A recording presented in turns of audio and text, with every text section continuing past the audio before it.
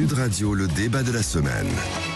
Avec notre tandem de journalistes éditorialistes politiques. Bonjour François-Olivier Gisbert. Bonjour Laurence Garcia. Bonjour Johan Gillet. Bonjour Laurence, bonjour France. Bonjour Johan. Alors, avec vous, je vais vous faire réagir au sondage qu'on a posté à nos auditeurs depuis 7h du matin. Est-ce que la parole de Nicolas Sarkozy a encore pour vous une influence politique? Alors pour nos auditeurs, c'est non à 79%. On va revenir notamment sur les propos chocs sur la Russie et l'Ukraine et d'autres sujets dans son interview au Figaro à l'occasion de la parution de son livre de mémoire Le temps des combats, qui est sorti plutôt que prévu hier. Il a encore de l'influence politique ou pas pour vous, François-Olivier Gisbert, Nicolas Sarkozy? Je suis désolé, cher Laurence, je ne vais pas encore être en phase avec vos auditeurs, mais je pense qu'il a de l'influence, oui, bien sûr. C'est un ancien président de la République, il tient un discours, il fait des livres qui s'arrachent, parce que ça marche toujours très bien en librairie. D'ailleurs, j'en ai lu la moitié. Vous avez déjà lu, vous l'avez acheté hier alors? J'ai lu la moitié, bien sûr. Ouais. Et ça se lit très bien. Si vous voulez, l'idée que quand une fois qu'on n'est plus président, on n'a plus aucune influence, c'est une idée idiote. Dans tous les pays du monde, les anciens présidents ou les anciens chanceliers ou anciens premiers ministres, ils interviennent de temps en temps, pas trop, mais clairement, ils marquent l'opinion. Il marque l'opinion. Vous avez eu le temps de l'acheter, vous, avant de rentrer après dans les propos plus précisément de Nicolas Sarkozy, vous avez eu le temps de l'acheter ou pas, son livre, Johan, hier? Non, je vais aller l'acheter lundi. J'en ai lu quelques bons extraits, quelques bonnes feuilles. Et la question, est-ce que Nicolas Sarkozy a encore de l'influence? Comme le dit France, oui, parce que c'est un ancien président de la République. Et c'est parce que c'est un ancien président de la République qu'il ne peut pas se permettre d'évaluer la parole de ce qu'il a représenté et qu'il incarne encore, c'est-à-dire la parole de la France. Et effectivement, ce qu'il a écrit, ce qu'il a dit, aujourd'hui ne fait pas honneur au président de la République qu'il a été. Je pense qu'effectivement sa parole compte. Ça ne veut pas dire qu'elle influence les esprits en France. À propos de l'Ukraine et de l'annexion de la Crimée. Ce qui me met assez mal à l'aise déjà, c'est effectivement sur la Russie, sur l'Ukraine, son rapport à la Russie qui est très compliqué. J'imagine qu'on va y revenir plus en détail. Oui, il compte. J'ai vu qu'il était encore très populaire à droite. Mais vous voyez, ça me rappelle le sondage qu'on avait regardé à gauche la fois dernière. Avoir une forme de popularité, c'est-à-dire de sympathie, ne veut pas dire que l'on recueille, j'ai envie de dire, des suffrages. C'est pas la même chose. Regardez Nicolas Sarkozy en 2016 qui se présente à la primaire. Il a été battu à plat de couture par François Fillon et Alain Juppé. Pourtant, c'est vrai qu'il est toujours resté plutôt populaire, j'ai envie de dire, à droite. Mais ça ne veut pas dire que pour autant les gens sont prêts à lui faire confiance. Il n'y a qu'une seule personne à qui finalement la parole sert aujourd'hui, c'est à Vladimir Poutine, puisqu'il y a déjà des échos en Russie en disant voilà le président courageux, etc. Il a trouvé son nouveau partenaire, son nouvel allié, l'ancien président de la République française.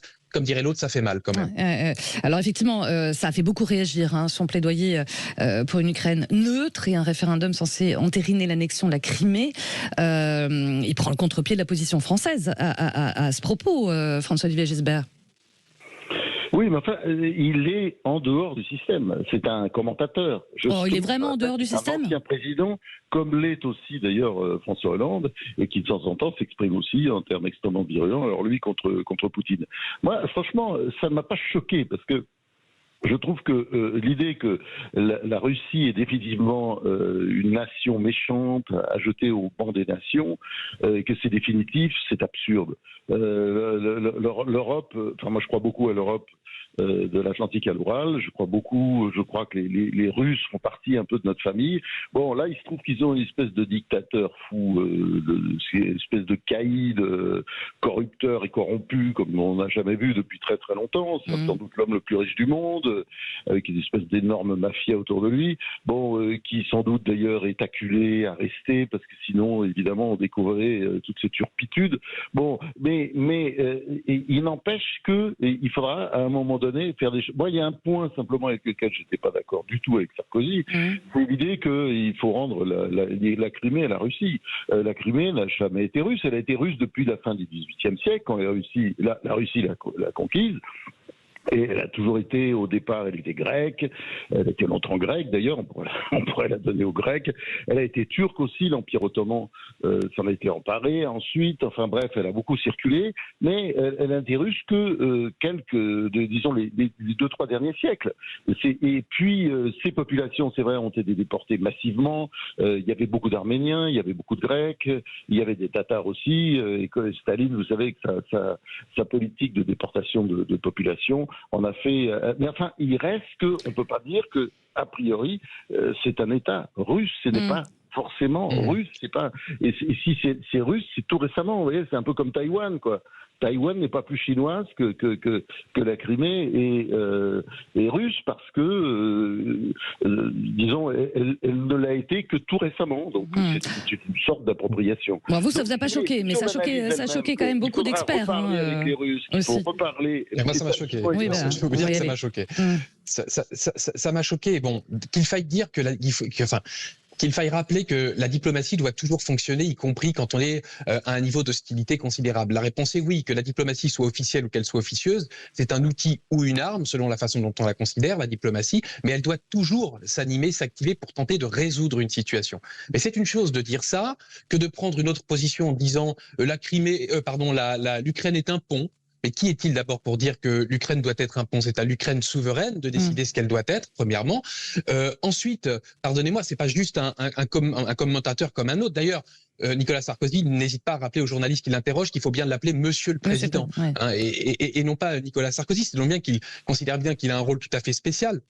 Alors vous savez, il y a cette affaire qui est encore en cours. Il y a le parquet national financier qui aujourd'hui est en train d'essayer d'enquêter sur une éventuelle dépendance de Nicolas. Je rappelle les faits du moment de Nicolas Sarkozy qui est bientôt 20 ans ou 30 ans auprès du contribuable et il ne trouve jamais rien. Voilà. Alors ce que je dis en tout cas, c'est que si nos présidents de la République, parlez pas en même temps, laissez finir. Ce que je dis en tout cas, c'est que si nos présidents de la République, nous continuons à les financer, à les entretenir après leur mandat. En l'occurrence, Nicolas Sarkozy coûte à la France 3 millions d'euros par an. C'est pour que justement leur parole ne soit pas achetable. Moi, je vais vous dire, je ne sais pas combien il facture ses conseils, Nicolas Sarkozy, mais je vais quand même vous rappeler ses propos de 2014 à Aulnay-sous-Bois. La Russie est grande comme 46 fois la France, à 2 fois la superficie des États-Unis d'Amérique, à 150 millions d'habitants. Dans l'histoire de l'humanité, jamais un pays qui n'a pas la population pour occuper son territoire n'a été envahir le territoire d'à côté. Expliquer que la Russie va envahir l'Ukraine, c'est une méconnaissance totale de la démographie et de la volonté des dirigeants russes. Alors, je ne sais pas combien il aurait facturé cette analyse. Non, mais attendez. Je ne sais pas combien il aurait facturé cette analyse. C'est absolument évident. Et de toute façon, moi, j'ai une position. Il a récité sa leçon, il ne s'est pas trompé, c'est pas pareil. Tout à fait proche de la vôtre, là. Je suis effectivement dans ce combat-là. On ne peut être que pour l'Ukraine. Et, disons, le comportement de la Russie, enfin, à travers Poutine, est un comportement abject depuis du début à la fin. Cela étant, on ne va pas faire la guerre éternellement. Les guerres. Enfin, bon, voilà, je pense qu'à un moment donné, il faudra. Oui, d'accord. Donc, il apporte, disons, un peu d'eau au moulin à tous ceux qui disent, bon, allez, si on parle. Bon, c'est clair qu'ils sont pas, les belligérants ne sont pas encore en état de parler aujourd'hui, mais disons, peut-être que dans 6 mois ou dans 1 an ou dans 2 ans, il se passera quelque chose. Enfin, on ne va pas faire une nouvelle guerre de 100 ans comme ça aux portes de l'Europe. Après, quand vous dites, l'Ukraine n'est pas un pont, parce qu'il a décrété que c'était un pont. Je suis d'accord avec vous. Et il dit d'ailleurs l'Ukraine et la Turquie. Mais pourquoi ce serait des ponts? Parce que ces pays-là ne se vivent pas comme tels. D'ailleurs, on peut dire que la Turquie, au contraire, elle veut, enfin, sous la férule d'Erdogan, elle ne cache pas qu'elle veut carrément islamiser l'Europe, même. Donc, c'est pas du tout. L'idée de pont, pour moi, à mes yeux, ne tient pas. Donc, je veux dire, moi, le problème, c'est pas une querelle de fond que nous avons ensemble, Johan. C'est simplement que, voilà, moi, je suis toujours pour le débat. Je trouve que c'est intéressant de s'exprimer, même quand on a des opinions qui ne sont pas celles de la majorité des Français. Ah, mais on est d'accord. Hein. Je ne suis pas sûr, d'ailleurs, que le soutien à l'Ukraine soit aussi considérable que ça, hélas, parce que ça en dit beaucoup sur le caractère défaitiste, mollasson de la France, le côté un peu, bon, on n'est pas seulement en déclin sur le plan économique, je pense qu'on est aussi un peu en déclin sur le plan moral, mais là, c'est tout à fait différent. Mais là, il ne nous aide pas, là. Hein. c'est quelqu'un qui nous parle de géopolitique et qui voilà et de réalpolitique avec dont on est plus proche, disons, de Metternich ou de Talleyrand, et il voit les choses d'en haut. Il dit voilà, on pourrait faire ça comme ça, avec une vision qui n'est pas la mienne. Mais simplement, je vois pas pourquoi il n'aurait pas le droit de le dire, quoi, et de parler. J'ai pas dit qu'il n'avait pas le droit de le dire. J'ai dit qu'il abîmait la parole de la France. Et ce que je c'est relayé par la télévision russe, d'ailleurs. Oui, évidemment. C'est d'une évidence qu'ils allaient faire ça. Enfin, je veux dire que lui-même d'ailleurs n'y pense pas à cette récupération. Et donc, je veux dire, il s'agit d'un livre. Un livre, c'est pas une interview sur laquelle il est plus difficile, comme nous le faisons là, de choisir nos mots, de ne pas heurter les auditeurs, etc. Nous sommes sans filet. Là, un livre, c'est écrit, lu, relu, corrigé, revu, et ça n'est pas la même chose. Ce que je vous ai lu tout à l'heure, c'était quand même la copie conforme de ce qui avait été rapporté de leur entretien au G8 en 2007. Vous vous souvenez, où on croyait que Nicolas Sarkozy était revenu ivre, alors qu'en fait, il était choqué parce que il avait voulu prendre de haut Poutine, et Poutine l'avait tout de suite remis à sa place en disant: ton pays, il est comme ça, mon pays, il est comme ça. Alors de deux choses d'une, soit tu continues sur ce ton et je t'écrase, ou alors tu arrêtes de parler comme ça et je fais de toi le roi de l'Europe. Et depuis, il récite sa leçon en répétant que la Russie est très grande, qu'elle est très forte. Bien sûr que la Russie doit rester un partenaire, on ne va pas se priver, entre guillemets, d'un territoire géographique en disant que c'est un ennemi. Mais il ne s'agit pas de la Russie, il s'agit de Poutine. Et là, le problème, c'est que le président de la République n'est pas clair en rappelant que Poutine ne peut pas avoir changé à ce point, dit-il. C'est-à-dire qu'il ne prend pas la défense de la Russie en tant que peuple, en tant que nation, en tant que culture, il prend la défense de Poutine en atténuant sa responsabilité, c'est-à-dire l'homme qui a peut-être fait déporter entre 20 000 et 200 000 enfants ukrainiens. Rappelons-le au passage, les Ukrainiens apprécieront la position de Nicolas Sarkozy, ancien président de la République française, dont la parole n'est pas à vendre à la République française. Non, mais ce qu'il a fait en Ukraine, Poutine, c'est absolument répugnant, et la Russie le paiera, c'est clair, et on ne voit plus aujourd'hui d'ailleurs comment elle peut vraiment l'emporter. Enfin, je devrais pas parler comme ça parce que on ne sait pas ce que sera l'avenir, mais je suis sur le fond, je suis d'accord. Le seul problème, c'est que on est dans un pays où je pense, y compris quand on est un ancien président de la République, on a le droit de tout dire. Moi, je suis pour un débat et un débat permanent là-dessus, parce que aujourd'hui, il n'y a pas de débat, et les Français globalement, enfin, peu à peu, il me semble, entendre la petite musique soi-disant pacifiste, qui est que voilà, surtout il ne faut pas trop s'engager. On a quand même les deux grands partis qui sont, enfin l'extrême gauche avec la NUPES et surtout LFI, et aussi les Verts d'ailleurs un peu, mais enfin surtout LFI, qui a des positions quasiment poutiniennes, l'extrême gauche, et l'extrême droite, c'est la même chose, c'est-à-dire Marine Le Pen également, on voit très bien, elle soutient Poutine. Donc c'est intéressant d'en parler et d'en discuter avec des arguments comme on le fait maintenant. Dernier point très important. Johan, il ne faut pas dire que la Russie, il ne faut pas reprendre cet argument de Poutine sur la Russie, qui est un pays très important. N'oubliez jamais que son produit intérieur, sa richesse nationale, à cause de la gestion de prévaricateurs et de débiles, il faut bien dire, de Poutine, la richesse nationale de la Russie est à peine égale, un petit peu supérieure, mais enfin à peu près celle d'un petit pays comme l'Italie. Donc voilà, il faut remettre les choses aussi à plat.